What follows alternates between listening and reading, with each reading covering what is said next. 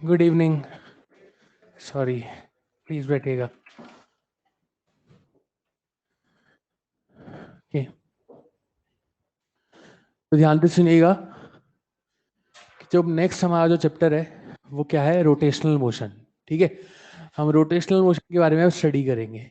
देखिए, बेसिकली ये मैकेनिक्स का एक चैप्टर है। ठीक, मैं आपको पहले बता दूं, अभी तक हम पढ़ रहे थे थर्मल और अब हम पढ़ रहे हैं मैकेनिक्स वाला सेक्शन।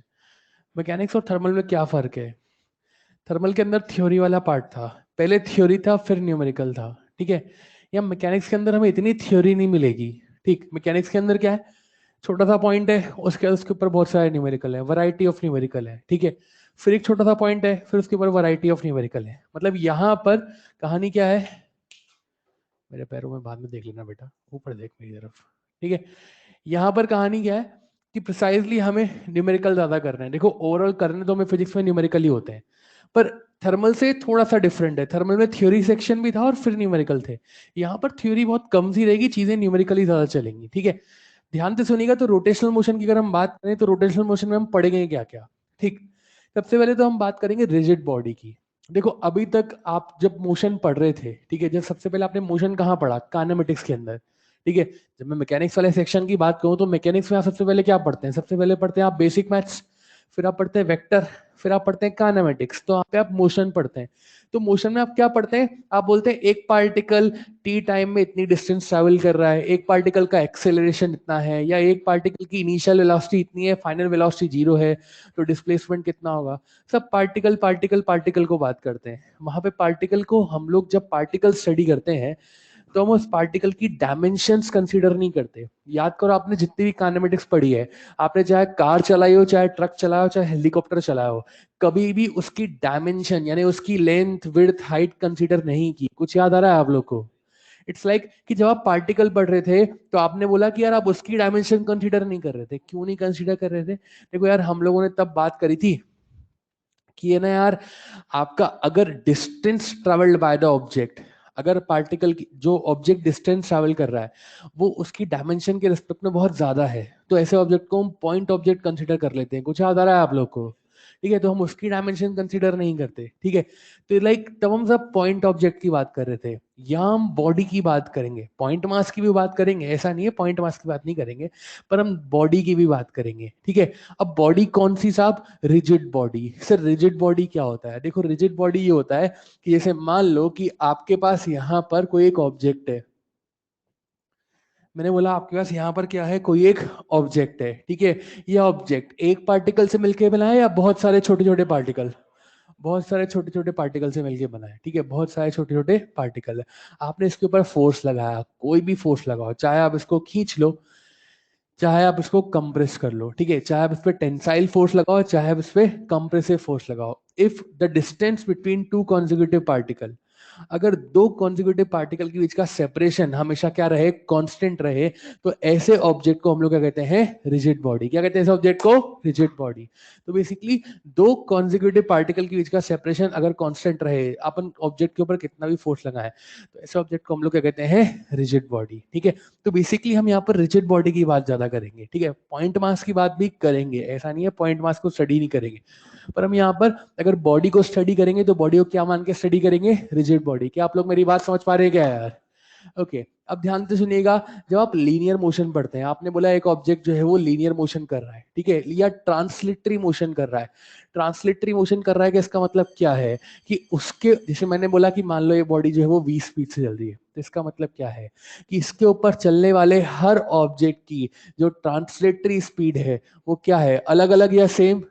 बोलो यार, ये क्या होता है? ट्रांसलेटरी मोशन होता है। रोटेशनल मोशन क्या लिखते हैं?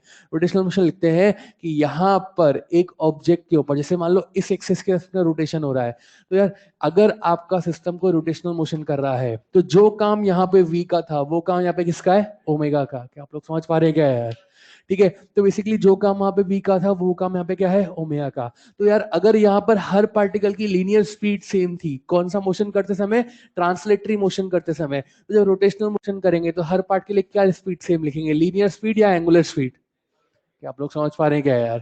यार हर पार्टिकल जो है वो उसकी एंगुलर वेलोसिटी अगर आप सेम कर दे तो यहाँ पर ऐसे मोशन को क्या कहेंगे? Rotational motion. रोटेशनल मोशन की कंडीशन होती है, क्या कंडीशन होती है?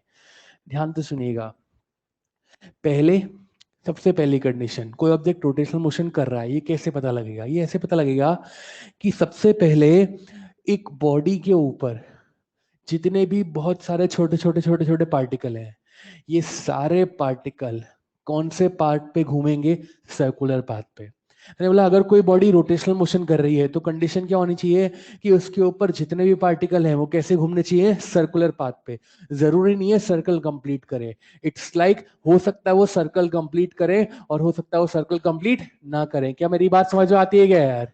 तो रोटेशनल मोशन की पहली कंडीशन क्या है कि यार सिस्टम में जितने भी पार्टिकल है वो कैसे घूमने चाहिए? सर्कुलर पाथ पे घूमने चाहिए। या तो वो सर्कल कंप्लीट कर रहे हैं या लाइक वो सर्कुलर पाथ पर है। ठीक है। दूसरा कि यार यहां पर ये जो सारे पार्टिकल हैं, ठीक, ये सारे पार्टिकल हैं, ये सर्कुलर पाथ पे घूमते हैं और इनके प्लेन के, ये जिस सर्कल में घूम रहे हैं, इनके प्लेन के परपेंडिकुलर एक कॉमन लाइन होती है और इस लाइन को हम लोग क्या कहते हैं? Axis of rotation. क्या कहते हैं इसको? Axis of rotation. For example ध्यान से देख, जैसे मैं मेरे हेड को ऑब्जर्व करना, मैं मेरे हेड को ऐसे मूव करा रहा हूं, ठीक है, ऐसे दिखाई दे रहा है तुमको मूवमेंट?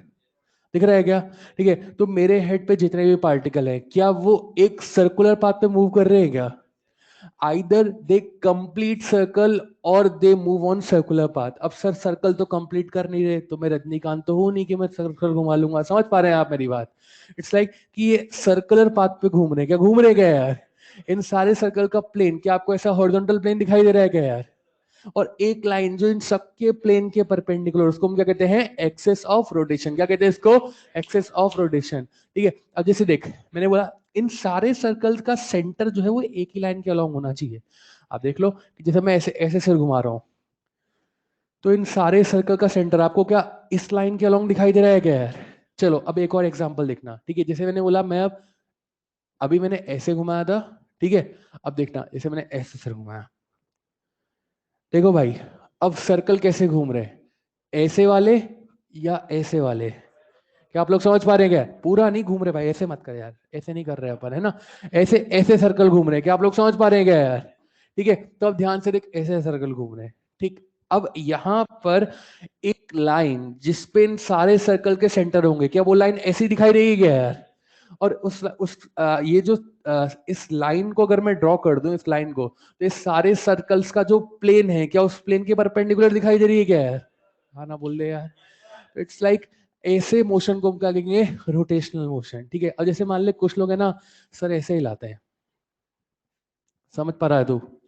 बोलना है यार, मजे नहीं लेने हैं तुमको, मोशन समझना है। ठीक है। ठीक है, ऐसे सर हिला रहे हैं, ये वाला मोशन नहीं है ये। तुम में से महाराष्ट्र से कौन है? कोई महाराष्ट्र से? महाराष्ट्र में जब लोग हाँ अग्री करते हैं ना, किसी बात पे, कोई बात पे अग्री करना है, हाँ बोलना है, जैसे हम लोग हाँ बोलते हैं ऐसे, महाराष्ट्र वाले हाँ बोलते हैं ऐसे। ऑफेंड नहीं होना अगर कोई है तो भाई, है ना, ऐसे होते हैं। ठीक है। तो लाइक ऐसे मोशन कर रहे हैं, तो अब सर्कल ऐसे बन रहे हैं, दिखाई दे रहे हैं आप लोग को? ठीक है। तो लाइक इन सारे सर्कल्स का जो सेंटर है वो एक ही लाइन पे लाई कर रहा है, और ये जो लाइन है ये इन सर्कल्स के प्लेन के क्या है? परपेंडिकुलर। तो अगर ये कंडीशन फॉलो हो रही है तो सिस्टम में क्या होगा? रोटेशनल मोशन होगा। क्या आप लोग समझ पा रहे हैं क्या यार? ठीक है। अब बेसिकली हम इसको लीनियर मोशन से कनेक्ट कर रहे हैं। ठीक है। रोटेशनल मोशन में ये प्योर रोटेशन है। ठीक है। फिर हम बोलेंगे कि यार एक रोटेशन ऐसा है जिसमें एक्सिस जो है वो फिक्स है। ठीक है, हमारी एक्सिस फिक्स थी और एक्सिस मूव नहीं कर रही थी। एक रोटेशन ऐसा होता है जिसमें हमारी एक्सिस जो है वो ट्रांसलेटरी मोशन करती है। ट्रांसलेटरी मोशन का मतलब कि जैसे हम आगे चल के पढ़ेंगे ना, लाइक जैसे हम बोलेंगे कि यार एक सड़क है, सड़क पे जैसे पहिया घूम रहा है, ठीक है। तो जैसे लाइक ये जो यहाँ पर ये ऐसे घूम भी रहा है और ये आगे भी चल रहा है, ठीक है, आप समझ रहे हो? तो लाइक ये जो एक्सेस है, ये एक्सेस ऑफ रोटेशन है, इस एक्सेस, ये एक्सेस ट्रांसलेटरी मोशन कर रही है। क्या आप मेरी बात समझ पा रहे हैं क्या यार? अभी जब मैं आपको ऐसे सिर हिला के दिखा रहा था, तो इसमें एक्सेस ऑफ रोटेशन चल रही थी या रेस्ट पे थी? रेस्ट पे थी, वो थोड़ा ना चल रही थी। जैसे पहिया घूम रहा है, तो पहिया घूम रहा है, तो पहिया आगे भी चल रहा है। ठीक है, इसको हम बाद में एक नाम देंगे, उसके बारे में बात करेंगे बाद में। अभी तो मैं बस सिंपल एग्जांपल दे रहा हूँ, पहिया घूम रहा है, तो ये घूम भी रहा है और ये आगे भी जा रहा है। क्या आप लोग समझ पा रहे हैं क्या यार? नाम लेंगे इसका बाद में, अभी नाम नहीं ले रहे, जो भी नाम होगा वो लेंगे बाद में। और अभी तो क्या बोल रहे हैं, ये घूम भी रहा है और आगे भी जा रहा है, तो यहाँ पे एक्सेस जो है क्या वो ट्रांसलेटरी मोशन कर रही है क्या यार? और एक वो तुमने लट्टू घुमाया, लट्टू घुमाया होगा, लट्टू घुमाते हैं तो उसमें देखो वो एक्सिस ऑफ रोटेशन भी घूमती है और ऑब्जेक्ट भी घूम रहा है, क्या आप समझ पा रहे हैं क्या है? वो यूं यूं यूं ऐसे घुमाया क्या आप लोगों ने? तो लाइक ऐसे टाइप की हम रोटेशन मोशन स्टडी कर सकते हैं, ठीक है। हम लोग जो यहाँ पे पढ़ेंगे वो क्या पढ़ेंगे प्रिसाइजली, हम लोग यहाँ पे पहले तो ये पढ़ेंगे कि हमारी एक्सिस ऑफ रोटेशन फिक्स है, वो नहीं चल रही है, और फिर बाद में जाके थोड़ा इसको स्टडी करेंगे। क्या आप मेरी बात समझ पा रहे हैं क्या यार? ठीक है, तो ये सब चीजें हम लोग यहाँ पे पढ़ने वाले हैं, ठीक। अब थोड़ा सा इसको लीनियर मोशन से कनेक्ट करते हैं। क्या कनेक्ट करते हैं, ध्यान से सुनिएगा।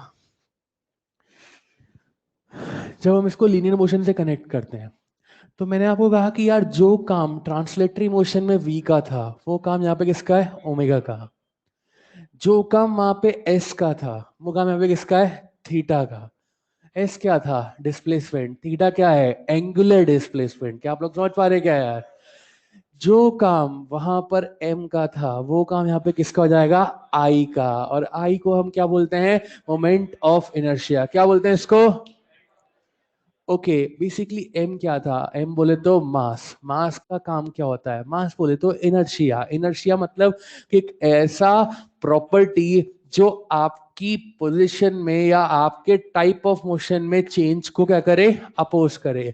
आप चलती हुई बॉडी को रोकना चाहते हैं तो रोकने को अपोज कर रहा है, आप रुकी हुई बॉडी को चलाना चाहते हैं, चलाने को अपोज कर रहा है। तो बॉडी की वो प्रॉपर्टी जिससे वो ये अपोज शो करता है उसको क्या बोलते हैं, इनर्शिया। तो जो काम लीनियर मोशन में m का था वो काम यहाँ पे किसका हो जाएगा, I का। क्या आप लोग समझ पा रहे क्या है? ठीक है, अब एक टर्म हम वहां पे पढ़ते थे p बोले तो मोमेंटम, यहाँ पे कौन पढ़ेंगे, l बोले तो एंगुलर मोमेंटम। क्या आप लोग समझ पा रहे क्या है यार? ठीक है, सबके बारे में बात करेंगे। जो काम यहाँ वहां पे F का था, F कौन था, चलाने वाला फोर्स। यहाँ कौन चाहिए, चलाने वाला फोर्स या घुमाने वाला फोर्स? गुड, तो उसको क्या बोलेंगे, टॉर्क। क्या आप लोग समझ पा रहे क्या यार? ठीक है, बेसिकली चैप्टर में यही कुछ है और कुछ ज्यादा है नहीं, पर फिर भी जनता पता है इससे डरती है, रोटेशनल मोशन पता नहीं क्या ही पूछने वाले हैं, है ना? ऐसा कुछ नहीं है भाई। पता है यहाँ पे छोटी छोटी सी बातें होती हैं कि यार मैं आपके सामने बोलता हूँ एक्सिस ऑफ रोटेशन, थोड़ा बड़ा नाम आ जाता है तो हमको लगता है पता नहीं क्या कॉम्प्लिकेटेड सा आ गया है। Axis of rotation is simple, like जिसके रेस्पेक्ट पे घुमा रहे हो यार, है ना? मैं आपको बोलूंगा यहाँ पर मोमेंट ऑफ इनर्शिया, बड़ा नाम आ जाता है। ठीक है, तुमको लगता है यार कुछ टिपिकल सी चीज पूछने वाले हैं, टिपिकल नहीं पूछने वाले। सिंपल आपको फॉर्मूला बताएंगे, फॉर्मूला अप्लाई करना है और कुछ नहीं करना। ठीक है, सिंपल फॉर्मूला बताएंगे, अप्लाई करेंगे और कुछ नहीं करेंगे। ठीक है, तो लाइक आराम से सवाल निकाले जा सकते हैं। ठीक है, कुछ टफ नहीं है यहाँ पे। बस क्या होता है, कभी कभी चैप्टर थोड़ा सा बड़ा हो जाता है, तो बड़ा हो जाता है तो चीजें थोड़ी ज्यादा हो जाती हैं। थोड़ी ज्यादा हो जाती है तो हमको क्या है, हम लोग जब चैप्टर के स्टार्टिंग में रहते हैं ना तो हमें सब समझ में आता है, जब लास्ट में पहुंचने लगते हैं ना तो समझ में तो तब भी आ रहा होता है, पर स्टार्टिंग वाली चीजें भूल जाते हैं। तो हमको लगता है अरे यार भूल गए, इसका मतलब चैप्टर टफ हो गया। नहीं भाई, it's not like chapter tough हो गया, इट्स लाइक कि आप वो पुरानी बात थोड़ी सी भूल गए, उसको रिकॉल कर लो, आराम से सवाल बनेंगे। क्या आप लोग समझ पा रहे क्या यार? ठीक है, तो सिंपल सी टॉपिक से स्टार्ट करते हैं हम लोग बोलते हैं सबसे पहले क्या पढ़ेंगे, मोमेंट ऑफ इनर्शिया। ठीक है, आज थोड़ा मोमेंट ऑफ इनर्शिया के बारे में बात करेंगे हम लोग। तो हमने बोला moment of inertia. Moment of inertia हमने आपको बताया कि जो काम लीनियर मोशन में मास का था वो काम यहाँ पे किसका है, आई का। क्या आप लोग समझ पा रहे हैं क्या यार? ठीक है, अगर जैसे मान लो कि मैंने लिखा है एक पॉइंट मास m, ठीक है, एक पॉइंट मास ये किसी एक्सिस ऑफ रोटेशन के रेस्पेक्ट में जो है वो मतलब किसी एक्सिस के रेस्पेक्ट में घूम रहा है, तो ये यहाँ पर जो इसका मोमेंट ऑफ इनर्शिया लिखा जाएगा I। तो इसका मोमेंट ऑफ इनर्शिया कितना होगा, मास इनटू इससे एक्सिस ऑफ रोटेशन की परपेंडिकुलर डिस्टेंस का स्क्वायर। क्या आप लोग समझ पा रहे हैं क्या यार? ये क्या है, ये एक पॉइंट मास है। मतलब अगर सिस्टम में एक पार्टिकल हो तो mr², अगर बहुत सारे पार्टिकल हो तो m1r1² plus m2r2² plus m3r3² and so on. क्या आप लोग समझ पा रहे हैं क्या यार? तो इस तरीके से आप इन चीजों को लिख सकते हैं। ठीक है, डिपेंड किस पे कर रहा है, ये मैं पॉइंट मास पढ़ा रहा हूँ अभी, है ना, मैं बॉडी के ऊपर नहीं है अभी, पॉइंट मास पढ़ा रहा हूँ। ठीक है, अच्छा ये किस किस पे डिपेंड कर रहा है, एक तो मास और एक्सिस ऑफ रोटेशन से परपेंडिकुलर डिस्टेंस। बोले तो एक तो मास और एक डिस्ट्रीब्यूशन ऑफ मास। क्या आप लोग समझ पा रहे हैं क्या यार, कि आपका मास जो है वो कितनी दूर तक डिस्ट्रीब्यूटेड है। तो ये किस पे डिपेंड कर रहा है, एक तो मास पर और एक डिस्ट्रीब्यूशन ऑफ मास पे। अगर मैं दोनों में से किसी एक को भी चेंज करूंगा तो मोमेंट ऑफ इनर्शिया चेंज होगा। सर दोनों में से किसी एक को करेगा तो अगर हम दोनों को कर लें तो भी चेंज होगा। क्या आप लोग समझ पा रहे हैं क्या यार? ठीक है, तो इस तरीके से हम देख सकते हैं। ध्यान से देखिए कहानी कैसे चलेगी। इसमें आपको छोटे छोटे से एग्जाम्पल दिखाता हूँ, ठीक है, आप मुझे बताना कि यार कौन सा मोमेंटम ऐसे आता है। कंपेरेटिव स्टडी है, लिखना कुछ नहीं है, बस देख के आराम से बताएंगे। इसमें मैंने बोला ये एक सेकेंड, ये एक एक्सिस है, इसके में घूम रहा है, ठीक है, यहाँ पर लिखा m और लिखा r, ठीक है, ये एक्सिस है, इसके में घूम रहा है, यहाँ पे लिखा 2m, यहाँ पे लिखा r, इसको लिखा I2, इसको लिखा I1। बता बड़ा कौन है, I2 के I1? बोलो यार, बहुत सिंपल बात है, जहां मास ज्यादा क्या वो मोमेंटम इनर्शिया ज्यादा हो जाएगा क्या यार? इंटेलिजेंट बच्चा तू बता देगा। अब ये 2r है, ये 2m है, ये r है, 2m है, अब बता कौन बड़ा, I2 के I1? मास सेम हो गया, डिस्टेंस चेंज कर दी, तो जिसकी डिस्टेंस ज्यादा गया उसका मोमेंटम इनर्शिया ज्यादा हो जाएगा यार। बहुत सिंपल बात है, कोई दिक्कत ही नहीं है। ठीक है, अब जैसे मैंने यहाँ पे लिखा, मान ले क्या लिखा मैंने यहाँ पर, जैसे मैंने लिखा यहाँ पर दो मास हैं, ठीक है, एक को लिखा M1, या चले ऐसे लिखते हैं, एक को लिखा एल्यूमिनियम, एक को लिखा Fe, और यहाँ पे लिखा Fe, और ये लिखा एल्यूमिनियम। पता बड़ा कौन है, I1 के I2? हम्म। अच्छा बताओ, एल्यूमिनियम का मोल, इट्स ओके, इट्स, हाँ हाँ कोई बात नहीं, मैं भी तो बताऊँ ना, मैं पढ़ के आया हूँ भाई। ठीक है, तो अब बताओ एल्यूमिनियम का मोल मास कितना होता है? सॉरी, 26 27, ठीक है, ऐसा मान लेते हैं। और Fe का कितना होता है? 56, 56 होता है, 52 नहीं होता है ना। ठीक है, तो देखो लाइक यार यहाँ पर अगर मैं देखूं तो Fe का मोलर मास ज्यादा है, यानी Fe भारी है, ठीक है। अब देखो यार यहाँ पर जो भारी है अगर वो दूर भी है, तो जैसे ये मान लो M1 था, ये M2 था, ये R1 था, ये R2 था, तो बेसिकली जो भारी है वो दूर है, तो क्या उसका प्रोडक्ट यानी कि M2 R2 स्क्वायर, क्या वो बढ़ जाएगा यार? क्योंकि जिसका M भी ज्यादा उसका डिस्टेंस भी ज्यादा है, तो वैल्यू और बढ़ जाएगी। अब लाइक यहाँ पर ये मास जो है ये तो M2 ही है, मतलब मास तो बराबर है क्या, पर उसकी डिस्टेंस कम हो गई है क्या है? डिस्टेंस कम हो गई तो क्या हुआ कि लाइक उसका प्रोडक्ट थोड़ा सा रिड्यूस हो जाएगा। क्या आप लोग समझ पा रहे हैं क्या यार? तो इट्स लाइक ये I2 क्या हो जाएगा, कम हो जाएगा, और I1 क्या हो जाएगा, ज्यादा हो जाएगा। ठीक है, अच्छा अब और देख, जैसे मान ले, मतलब it's like distribution of mass change हुआ, तो मास भले ही सेम थे, आपने डिस्ट्रीब्यूशन चेंज किया, कॉन्फ़िगरेशन चेंज किया, तो आपके सिस्टम में मोमेंटम इनर्शिया क्या हो गया, चेंज हो गया। क्या आप लोग समझ पा रहे हैं क्या यार? ऐसे मान ले ये लिखा है, एक ऐसा शेप बनाया, ये एक्सिस, इसके रेस्पेक्ट में लिखा I1, ये एक्सिस इसके रेस्पेक्ट में लिखा I2, तो बता बड़ा कौन होना चाहिए, I1 के I2? बोलो। देख भैया, ये कैसा मास है, पॉइंट मास के डिस्ट्रीब्यूटेड मास, तो मोमेंटम इनर्शिया कैसे निकालेंगे? इसके पूरे मास को क्या इसके सेंटर मास पे अज्यूम कर सकते हैं क्या यार? सेंटर मास कौन सी एक्सिस के पास में होगा? देख भाई, ये लिखा AB और ये लिखा ED, टेक्निकली सेंटर मास कहाँ होना चाहिए, AB के पास में या CD के पास? तुम समझ पा रहे हो क्या यार? वो CD के पास होगा, क्योंकि जहां मास डिस्ट्रीब्यूशन ज्यादा होगा, या सेंटर मास वही होगा क्या यार? तो डिस्टेंस कहाँ से ज्यादा है, AB से या CD से? AB से। ठीक है, मास तो उतना ही है, पर डिस्टेंस यहाँ से ज्यादा है, तो यार यहाँ पर क्या मोमेंट ऑफ इनर्शिया I1 की वैल्यू ज्यादा होगी क्या यार? अच्छा, अब एक हमारे पास एग्जाम्पल होता है एग का, ठीक है, एक होता है रॉ एग, है ना, कच्चा अंडा, और एक होता है बॉइल्ड एग, बोले तो उबला हुआ अंडा। किसका मोमेंट ऑफ इनर्शिया ज्यादा लिखेगा सेम एक्सिस के रेस्पेक्ट में, रॉ एग या बॉइल्ड एग? और बाकी लोग एक एक थॉट तो दो, मतलब यार एक सही या गलत, मैं समझाऊंगा ना बाद में। अरे बच्चे बस ठीक ठीक ठीक, अब तू सही है या गलत है उसके बारे में बाद में बात करेंगे, एक आंसर चाहिए। एक रॉ रॉ एग और बॉइल्ड एग समझते हैं आप लोग? सर हम अंडा नहीं खाते, मैं भी नहीं खाता, पता तो होना चाहिए। ऐसी बहुत सारी चीजें हम जो नहीं करते हैं, पर हमें सब उसके बारे में पता होता है। समझ रहे हो आप? तुम लाइक अभी डॉक्टर नहीं बनो, तुम्हें पता है पर डॉक्टर बनने पे क्या क्या होता है। पॉजिटिव सोच रखो, नेगेटिव मत सोचो। सर हम तो कुछ और ही सोच, है ना। एक होता है रॉ एग, एक होता है बॉइल्ड एग, ठीक है। तो बताओ किसका मोमेंटम ज्यादा लिखोगे, रॉ का या बॉइल्ड का?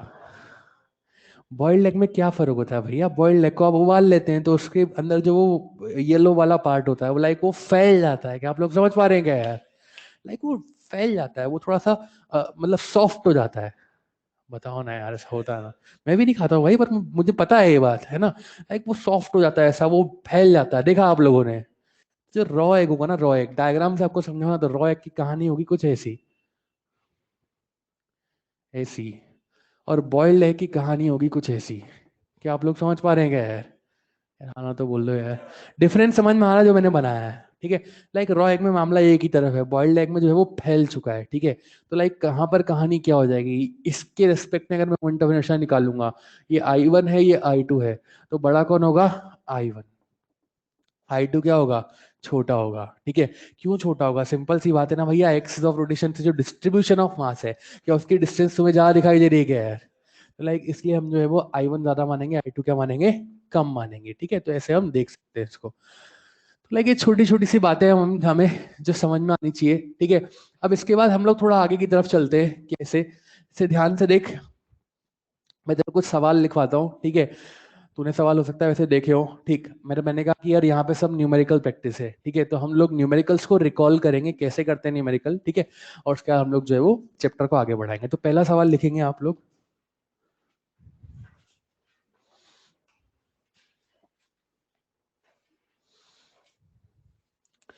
लिखेंगे 3 point mass small m, 3 point masses small m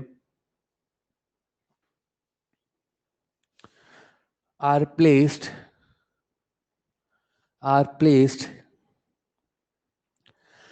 the vertex of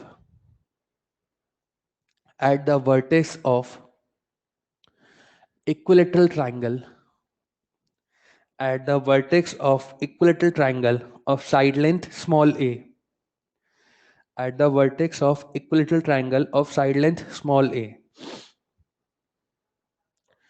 Find out moment of inertia. Find out moment of inertia with respect to axis. Find out moment of inertia with respect to axis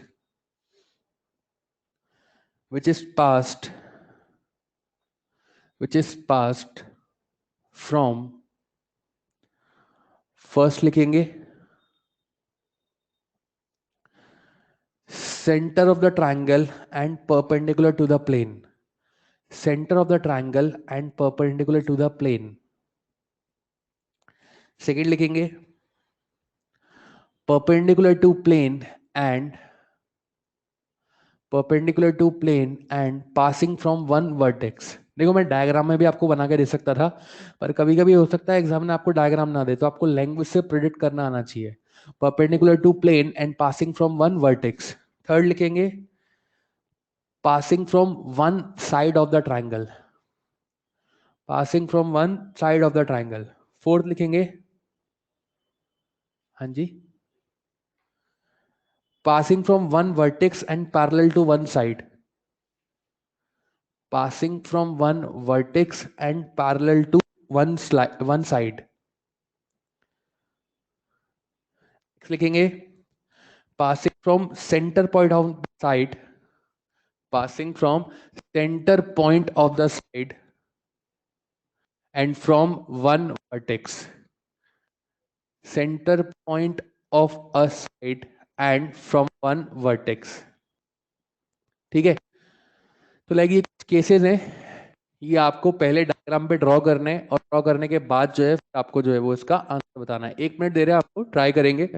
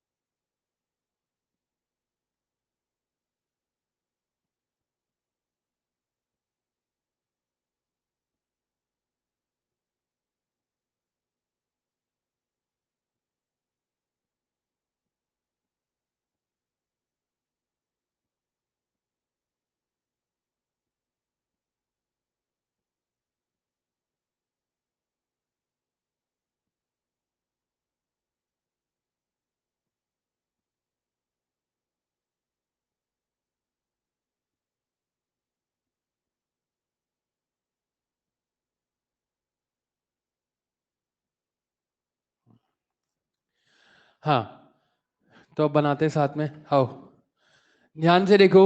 यहां पर अपने को बोला 3 point mass है, तीनों एक triangle के 3 corner पे रखें। ध्यान से सुनिएगा, तो हमें मोमेंट ऑफ इनर्शिया निकालना है। सबसे पहले क्या बोला आपको, ट्रायंगल की साइड लेंथ क्या है, ए, ठीक है। सबसे पहले एक एक्सिस जो कि सेंटर से पास हो रही है और परपेंडिकुलर प्लेन, तो ये होगा, ठीक है।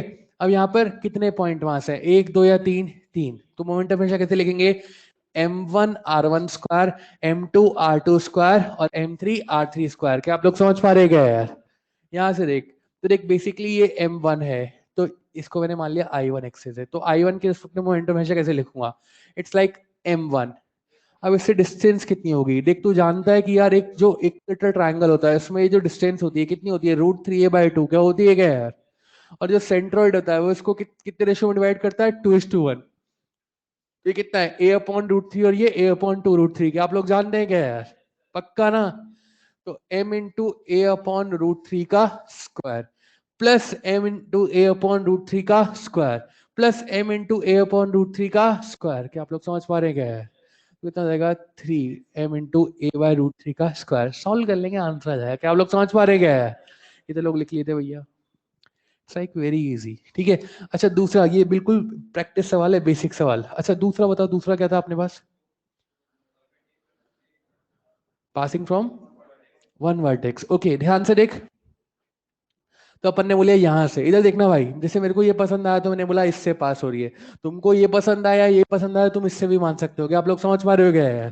तो हमने बोला मान लो ये एक्सिस है, इसके उसने बोला I2, ठीक है। अब ध्यान से देखना, ये क्या है, परपेंडिकुलर टू द प्लेन है और इस वर्टेक्स से पास हो रही है। तो देख भैया, अगर कोई एक्सिस ऑफ रोटेशन किसी मास से पास हो रही है तो उसकी उस एक्सिस की उस मास से जो परपेंडिकुलर डिस्टेंस होगी कितनी होगी, 0। क्या तू समझ पा रहा है क्या यार।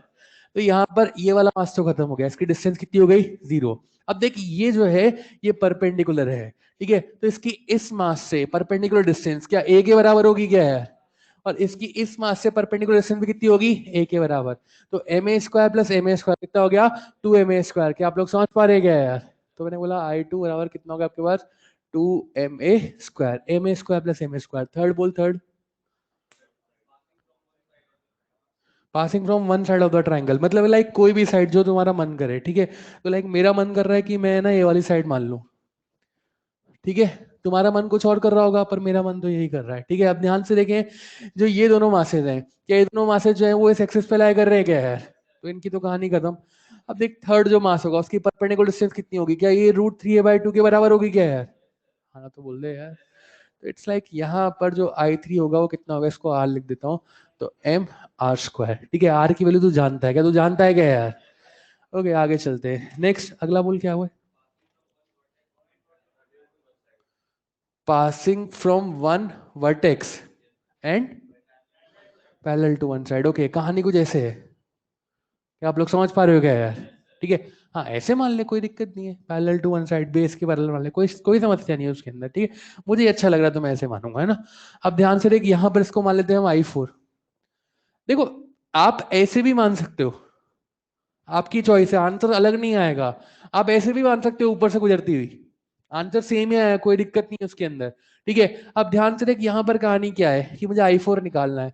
I4 देख, ये M, ये तो इस एक्सिस पे, ये तो कहानी खत्म हो गई। अब ये वाला M देख, इस वाले M की इससे परपेंडिकुलर डिस्टेंस, परपेंडिकुलर डिस्टेंस के तो ये दिखाई दे रही है क्या है, हाँ ना, तो बोल दे यार क्या है ये, मीडियन। क्या आप लोग समझ पा रहे हैं क्या यार, बोलो ना यार। तो मीडियन की लेंथ कितनी होती है, √3a/, पक्का, कितनी होती है, पक्का, सोच रहा है भाई, हाँ यस सर।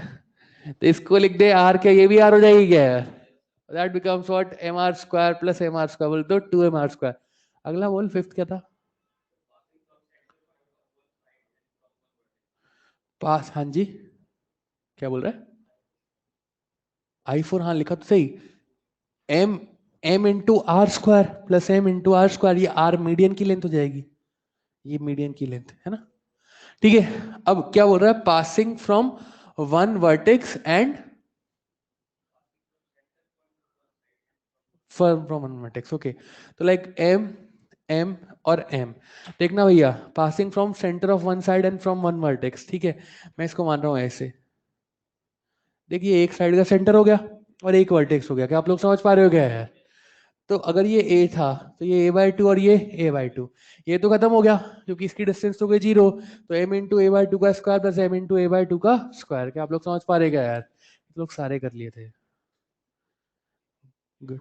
अच्छा एक नहीं हुआ, बाकी सारे कर लिए थे, एक के अलावा बाकी सारे। और कौन है? अच्छा एक गलत ही हो गया बे यार। चलो लिख लो इसको भैया। ऐसे आप कर सकते हैं, एक सवाल और करेंगे फिर हम लोग थोड़ा आगे बढ़ेंगे, पैटर्न बदलेंगे। सवाल लिखिएगा एक और, बिल्कुल प्रैक्टिस के लिए है आपकी। 4 पॉइंट मास, ये लिख रहे, ये लिख लिया या लिख रहे? लिख लिया ना? लिखेंगे 4 point mass small m, 4 point masses small m are placed at the vertex of a square, at the vertex of a square of side small a,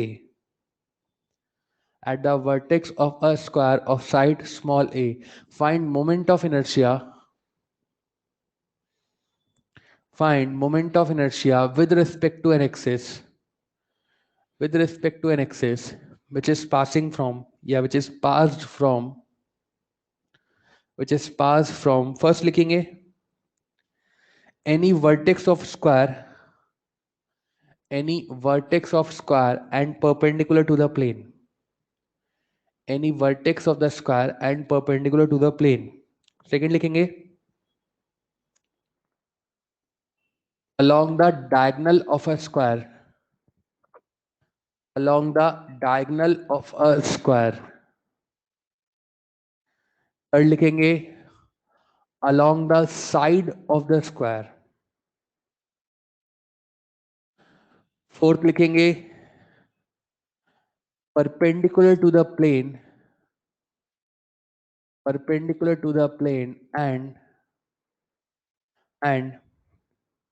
passing, passing from the center of any one side. ठीक है, next लिखेंगे perpendicular to the plane, perpendicular to the plane and passing from the center of, from the center of two parallel sides, from the center of two parallel side. तो चलिए अब कोशिश करेंगे।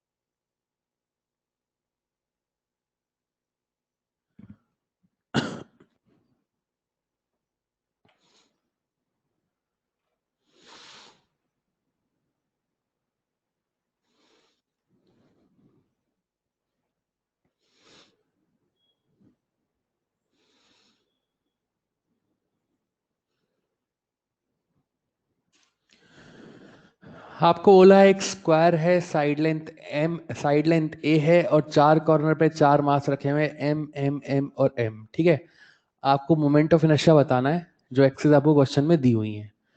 तो इधर देखिए, चलिए आ जाइए, इधर आ जाइए। हो गया? 30 सेकेंड और फिर हम ट्राई करेंगे इसको।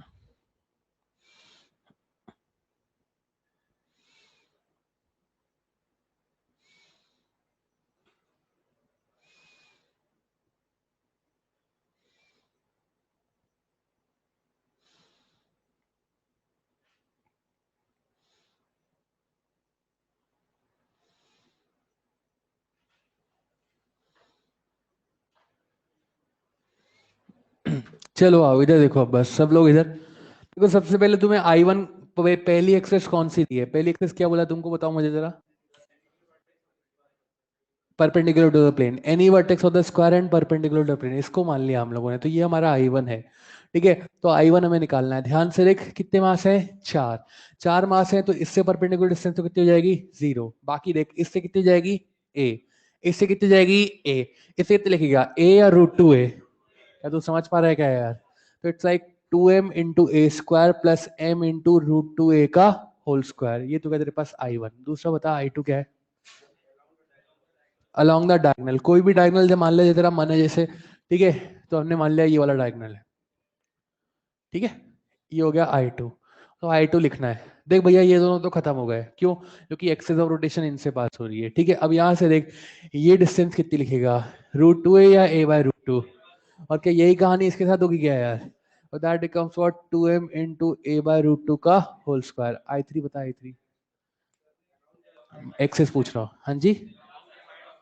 अलोंग द साइड, ये तो तुम सॉल्व कर ही लोगे भाई, तो मुझे इतनी उम्मीद है तुमसे, कर लोगे ना, ठीक है। अलोंग द साइड, कोई भी एक साइड जो तुम्हारा मन करे। मेरा मन कर रहा है, मान लो ये कर रहा है, ठीक है। तो ये मैंने बोल दिया, ये क्या है? I3।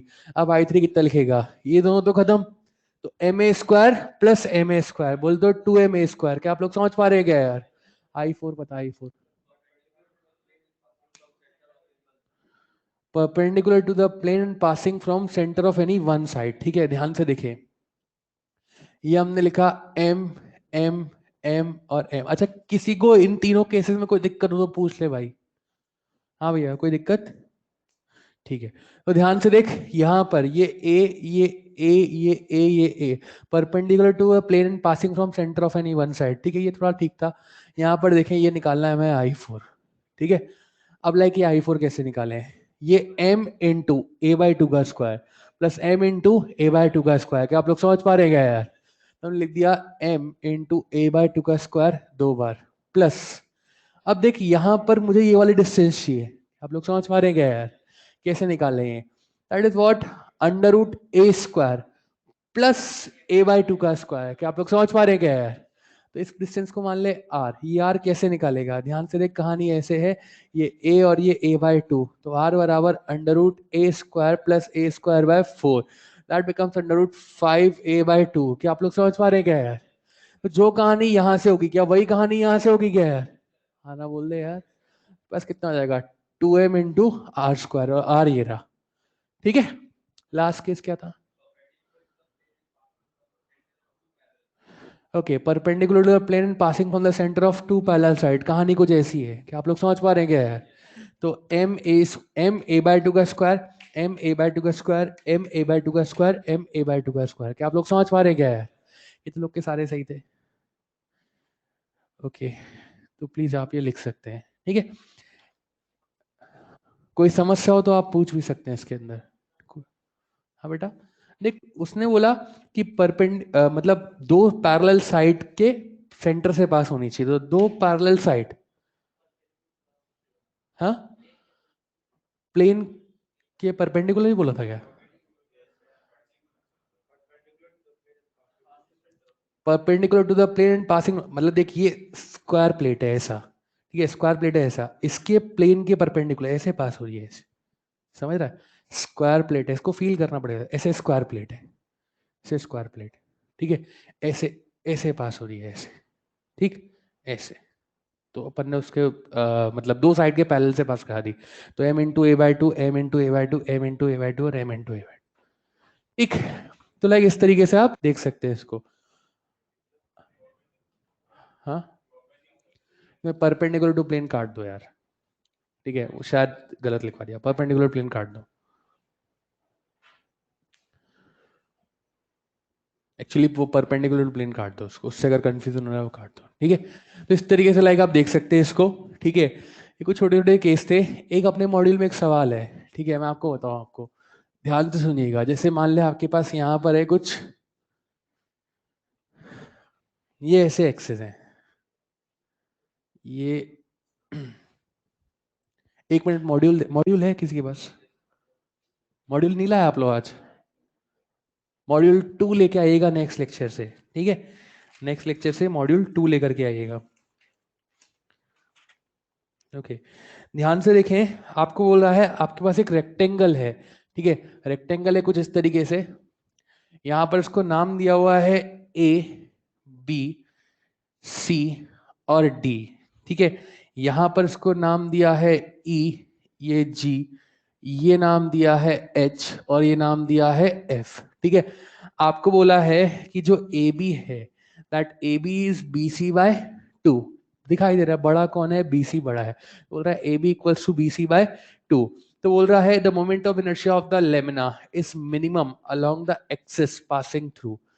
ये जो मोमेंट ऑफ इनर्शिया ये किस एक्सिस के रेस्पेक्ट में मिनिमम होगा, ए B, B C, E G और F H. It's like A B, B C, E G और एफ एच। आपको ये 4 एक्सिस बोली है, सी डी नहीं बोला है ना, ए B, B C, E G और एफ एच। तो किसके रेस्पेक्ट में मोमेंट ऑफ इनर्शिया जो है वो मिनिमम होगा, ये आपको बताना है। आराम से सोच लीजिए। अरे 1 मिनट बच्चे, 1 मिनट, बाकी सबको तो सोचने देना, ठीक है। आराम से सोच लीजिए, सोच के मुझे आंसर देंगे किस एक्सिस के रिस्पेक्ट में जो मोमेंट ऑफ इनर्शिया होगा वो क्या होगा, मिनिमम होगा, आपको बताना है।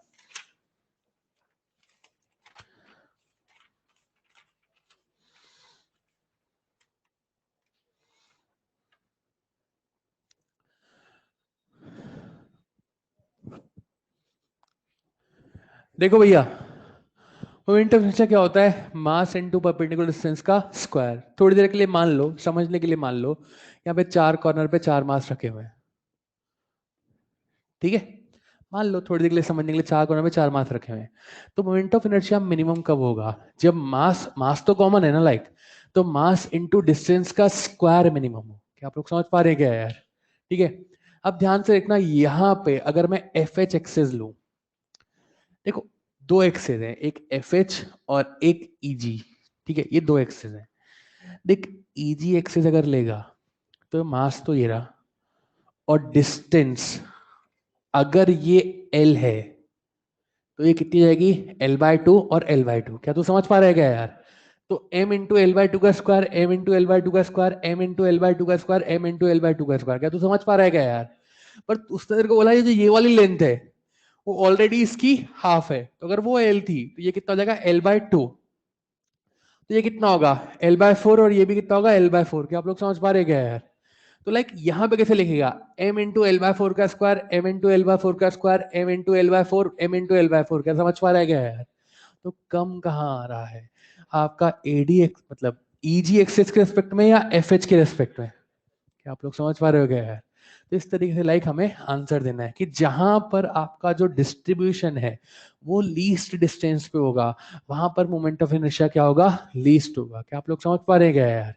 और मैक्सिमम पूछे तो फिर मैक्सिमम क्या आंसर देंगे, ईजी। क्यों, क्योंकि वहां पर जो है वो मास जो है वो ज्यादा दूर तक डिस्ट्रीब्यूटेड है। क्या आप लोग समझ पा रहे हैं क्या यार, तो लाइक इस तरीके से आप आंसर दे सकते हैं, ठीक है। अच्छा आगे चलते हैं हम लोग, तो नेक्स्ट हमारे पास अब कुछ पॉइंट है। अच्छा एक सवाल और पूछता है आपसे, जैसे अभी तक तो हम कर रहे थे mr² mr² mr², point mass दिया हुआ था। कभी कभी बोलता है कि यार आपके पास जो है वो मास है ना, ठीक है, ऐसे बोला एक रॉड है, एक रॉड है, इसके लिए आपको बोला है कि है ना यार इसका टोटल मास m है और लेंथ l है, तो बताइए कैसा मास है, ये पॉइंट मास है या डिस्ट्रीब्यूटेड मास है,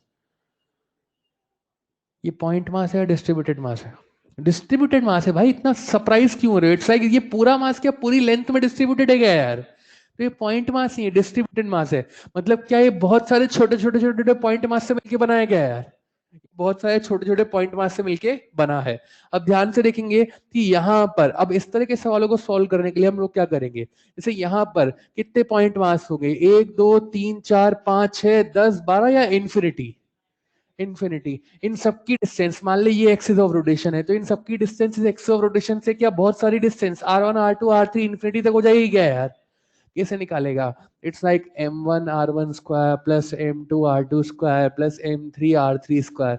क्या इसको इन्फिनिटी तक जोड़ना पड़ेगा क्या यार, और जोड़ने का मतलब क्या होता है, डिफरेंशिएट करना या इंटीग्रेट करना, इंटीग्रेट करना। तो इसको क्या करेंगे, इंटीग्रेट करेंगे। कैसे करेंगे इंटीग्रेट, ध्यान से देखिए, एक्सिस ऑफ रोटेशन थी, हमने बोला कि यहां से हम लोग जो है वो x डिस्टेंस पे जाकर के एक dx लेंथ का एलिमेंट मान लेते हैं जिसका मास कितना है dm, टास्क क्या है कि यार यहाँ पर हमने डीएम माना है छोटा सा पॉइंट मास, तो इसका मोमेंट ऑफ इनर्शिया कितना हो जाएगा, डी आई बराबर डीएम इंटू एक्स स्क्वायर। ठीक है, पूरा निकालने के लिए क्या कर देंगे, इसको इंटीग्रेट कर देंगे। क्या आप लोग समझ पा रहे हैं क्या यार?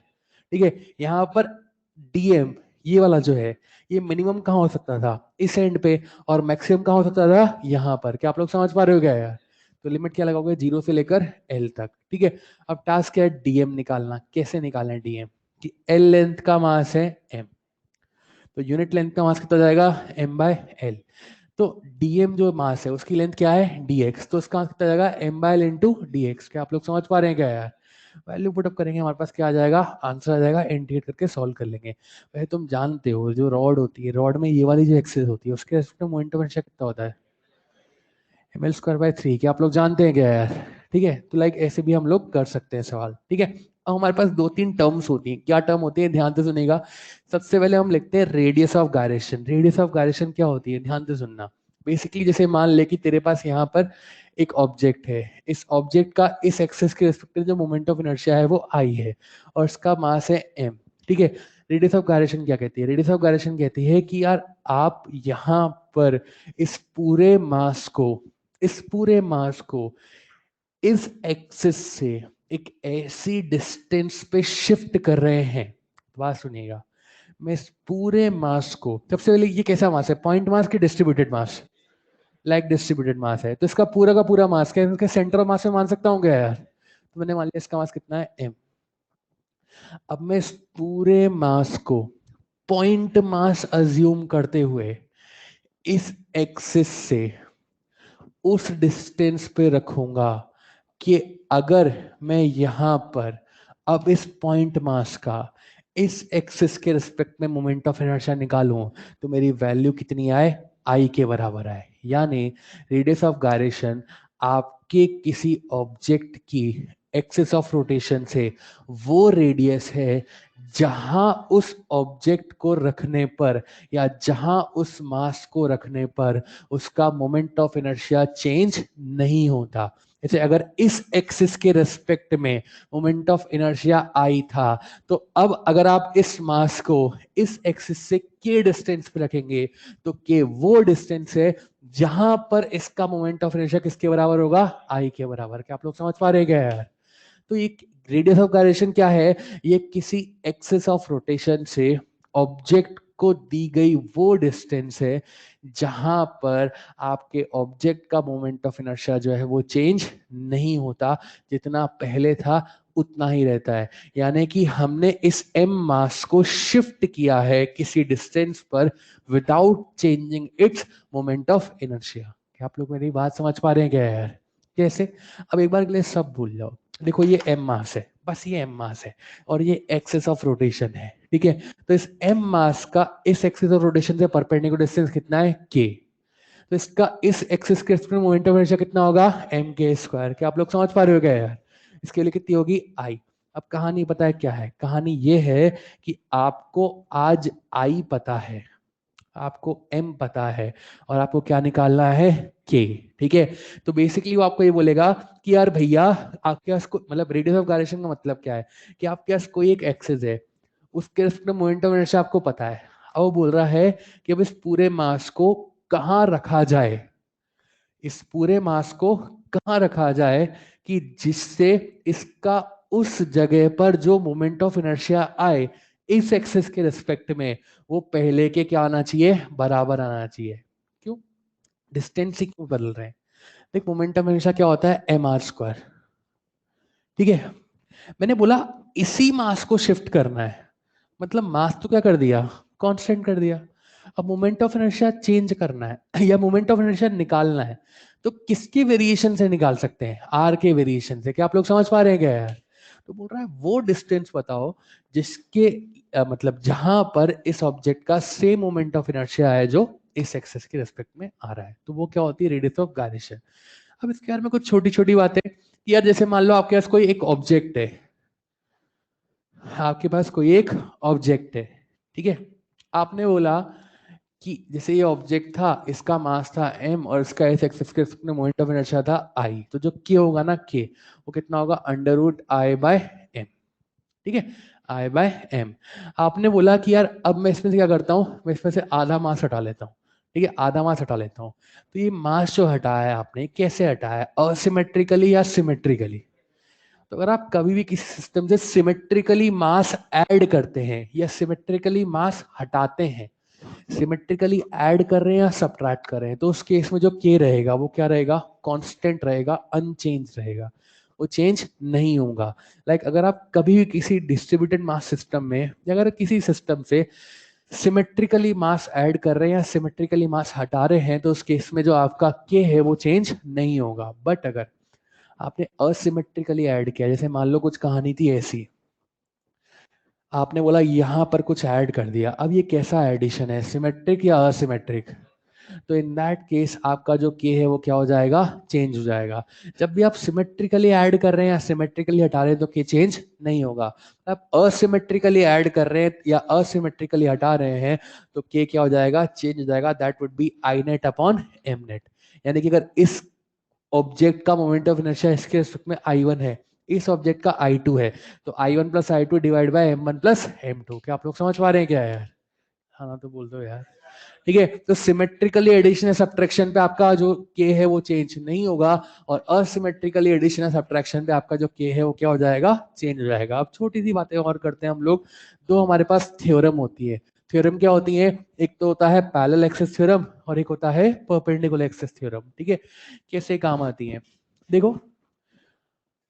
जब हम पॉइंट मास को स्टडी करेंगे तो पॉइंट मास के लिए तो मोमेंट ऑफ इनर्शिया सिंपल होता है mr²। ठीक है, कि ऑब्जेक्ट का मास इनटू उनका एक्सिस ऑफ रोटेशन से परपेंडिकुलर डिस्टेंस। ठीक है, पर अगर हम डिस्ट्रीब्यूटेड मास सिस्टम की बात करते हैं, हम बॉडीज की बात करते हैं, तो बॉडीज में बहुत सारी एक्सिस हो सकती है। जैसे मान लो कि यार जैसे हमारे पास एक डिस्क है, ठीक है, एक डिस्क है। अब मान ले कि यार डिस्क में मैं एक्सेस यहां से भी निकाल सकता हूँ, यहां से भी निकाल सकता हूँ, प्लेन के परपेंडिकुलर ऐसे भी जा सकता हूँ, ऐसे भी जा सकता हूँ, तो बहुत सारे मोमेंट हमेशा कैलकुलेट कर सकता हूँ। अब सबके फॉर्मूला थोड़ा ना याद रखूंगा, सबके फॉर्मूला याद नहीं रख सकता, पॉसिबल भी नहीं है। तो हम क्या करते हैं कि हम कोई भी एक फॉर्मूला याद कर लेते हैं। जैसे हमने बोला कि यार डिस्क के लिए एक एक्सेस है जो कि सेंटर ऑफ मास से पास हो रही है और परपेंडिकुलर टू द प्लेन है, उसके रेस्पेक्टिव मोमेंट ऑफ इनर्शिया हमने कैलकुलेट कर लिया या वो याद कर लिया। अब बाकी एक्सेस का कैसे निकालेंगे, बाकी एक्सेस का मोमेंट ऑफ इनर्शिया निकालने के लिए हमें जो है कुछ थ्योरम्स की रिक्वायरमेंट होती है। तो इसीलिए हम यहाँ पर दो थ्योरम पढ़ते हैं। एक तो हमारे पास होती है पैरेलल एक्सिस थ्योरम और एक हमारे पास क्या होती है, परपेंडिकुलर एक्सिस थ्योरम। क्या आप लोग समझ पा रहे हैं क्या यार? ठीक है, इट्स लाइक अगर ये अप्लाई कब करनी है, ये अप्लाई तब करनी है कि हमें जो है, हमें सिर्फ एक एक्सिस के रिस्पेक्ट में मोमेंट ऑफ इनर्शिया याद रखना है जो कि सेंटर से पास हो रही है और प्लेन के परपेंडिकुलर है। अगर इसके अलावा कोई भी एक्सेस आए, मतलब या तो ऑब्जेक्ट जो एक्सिस के रिस्पेक्ट में मोमेंट ऑफ इनर्शिया आपसे पूछ रहा है वो सेंटर से पास नहीं हो रही या बॉडी को टच भी नहीं कर रही, या तो बॉडी के दूर से पास हो रही है या सेंटर से पास नहीं हो रही। क्या आप लोग समझ पा रहे हैं क्या यार?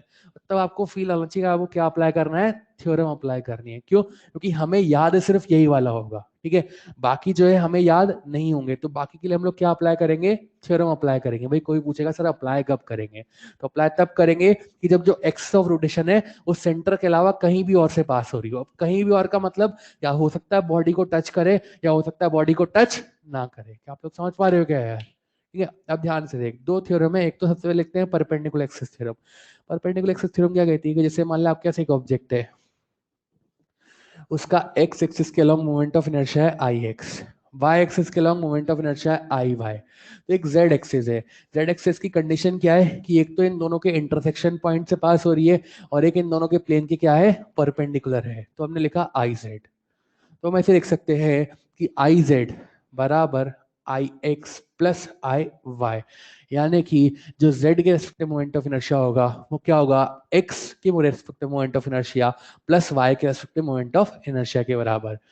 कंडीशन क्या है कि पहले तो z एक्सिस जो है, ये तीसरी जो एक्सिस है, जो तीसरी एक्सिस है, ये इन दोनों के प्लेन के क्या होनी चाहिए, परपेंडिकुलर होनी चाहिए, और दोनों के कहां से पास होनी चाहिए, इंटरसेक्शन पॉइंट से पास होनी चाहिए। क्या आप लोग समझ पा रहे हैं क्या यार?